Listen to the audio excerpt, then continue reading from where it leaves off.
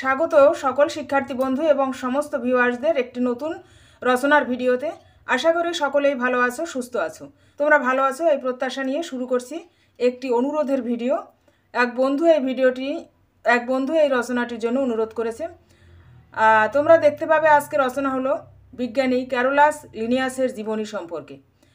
যারা তোমরা বিভিন্ন বিষয়ের উপর রচনা পেতে চাও, এই ভিডিও ডেসক্রিপশন দেখবে, সেখানে রচনার প্লেলিস্ট লিঙ্ক থাকবে। চ্যানেলটি যারা এখনও সাবস্ক্রাইব করোনি তাদেরকে রিকোয়েস্ট, চ্যানেলটি সাবস্ক্রাইব করে তোমরা এমবি পাঠশালার একজন মূল্যবান সদস্য হও। যারা সাবস্ক্রাইব করেছো তাদেরকে অনেক ধন্যবাদ জানিয়ে শুরু করছি তোমাদের জন্য আজকে বাংলা রচনাটি। Carolus Linnaeus. ভূমিকা। ক্যারোলাস লিনিয়াস একজন সুইডিশ বিজ্ঞানী ও চিকিৎসক। তিনি কার্ল লিনিয়াস নামেও পরিচিত। উদ্ভিদ বিজ্ঞান ও প্রাণীবিজ্ঞানের অবদানের পাশাপাশি আধুনিক দ্বিপদী নামকরণের ও বিশেষ ভূমিকা রাখেন তিনি। তাকে আধুনিক শ্রেণীবিন্যাস বিদ্যার জনক বলা হয়। আধুনিক বাস্তুবিজ্ঞানেও তার অবদান আছে। নিজের গণ্ডির বাইরে অন্যদের ওপরও তার প্রভাব ছিল। এ সম্পর্কে খানিকটা জানা যাবে জার্মান লেখক ওহান উনফলা ফন গেটের উক্তি থেকে। তিনি বলেছিলেন, দুনিয়ায় এ পর্যন্ত যত মানুষ এসেছে তাদের মধ্যে শেক্সপিয়ার ও স্পিনাজো বাদে আমার উপর লিনিয়াসের প্রভাবই বেশি ছিল। লিনিয়াস সম্পর্কে সুইডিশ লেখক অগাস্ট স্টিনবার্গ লিখেছেন, আসলে তিনি কবি ছিলেন, কিভাবে যেন প্রকৃতিবিদ হয়ে গেছেন। পরবর্তী পয়েন্ট আছে জন্ম ও পরিবার। 1707 সালে সুইডেনের এক গ্রামে লিনিয়াসের জন্ম। তার পিতার নাম ছিল নিলস লিনিয়াস এবং তিনি ছিলেন পাদ্রী।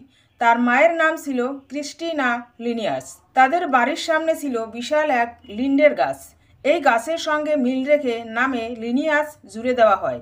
লিনিয়াসের শৈশব কেটেছে প্রকৃতির মাঝে, যা তার উদ্ভিদবিদ্যার গবেষণায় প্রতিফলন ঘটে। পরের পয়েন্ট আছে শিক্ষা ও কর্মজীবন। তার শিক্ষা জীবনের বেশিরভাগ সময় কেটেছে উপসালা ইউনিভার্সিটিতে। 1730 সালে তিনি এই বিশ্ববিদ্যালয়ের প্রভাষক হন। শুরুর দিকে খনিজ উদ্ভিদ নিয়ে লেখালেখির জন্য পরিচিতি পান। 1735 সাল থেকে 1738 সাল পর্যন্ত তিনি দেশের বাইরে ছিলেন।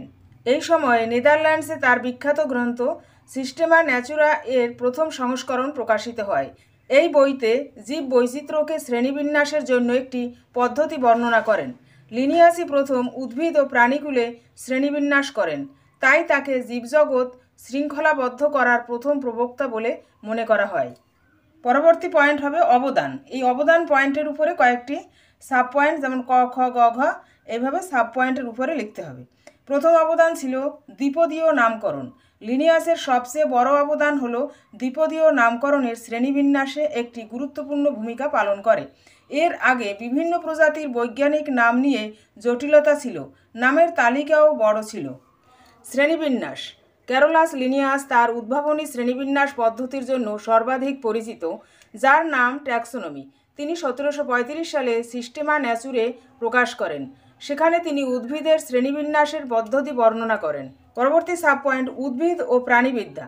জীবন্ত জিনিসের জন্য একটি সার্বজনীন নামকরণ পদ্ধতি থাকার ইচ্ছা লিনিয়াসকে উপসালা বিশ্ববিদ্যালয়ে উদ্ভিদ সংগ্রহের আয়োজনের জন্য দ্বিপদী নামকরণের পদ্ধতি ব্যবহার করতে পরিচালিত করে। বৈজ্ঞানিক নামগুলিকে আরও সংক্ষিপ্ত ও নির্ভুল করার জন্য তিনি দুই শব্দের ল্যাটিন পদ্ধতিতে অনেক উদ্ভিদ এবং প্রাণীর নামকরণ করেছিলেন। সময়ের সাথে সাথে তার সিস্টেমা ন্যাচুরা অনেক সংশোধনের মধ্য দিয়ে গেছে এবং সমস্ত জীবন্ত জিনিসকে অন্তর্ভুক্ত করেছে। ব্যক্তিগত জীবন। 1738 সালে কার্ল সারা এলিজাবেথ মরিয়ার সাথে বাগদান করেন।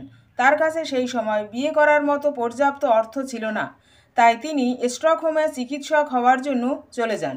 1 বছর পর যখন আর্থিক অবস্থা ভালো হয় তখন তারা বিয়ে করেন এবং শীঘ্রই কার্ল উপসালা বিশ্ববিদ্যালয়ে চিকিৎসা বিজ্ঞানের অধ্যাপক হন।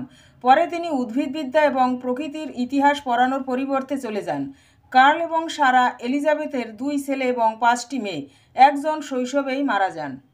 উপসংহার। উদ্ভিদবিদ্যার প্রতি লিনিয়াসের ভালোবাসার কারণে তিনি সময়ের সাথে এই অঞ্চলে বেশ কয়েকটি খামার কিনেছিলেন, যেখানে তিনি সুযোগ পেলেই নগর জীবন থেকে পালাতে যেতেন। তার জীবনের শেষ বছরগুলি অসুস্থতায় ভরা ছিল এবং 2টি স্ট্রোকের পর কার্ল লিনিয়াস 1778 সালের 10 জানুয়ারি মৃত্যুবরণ করেন।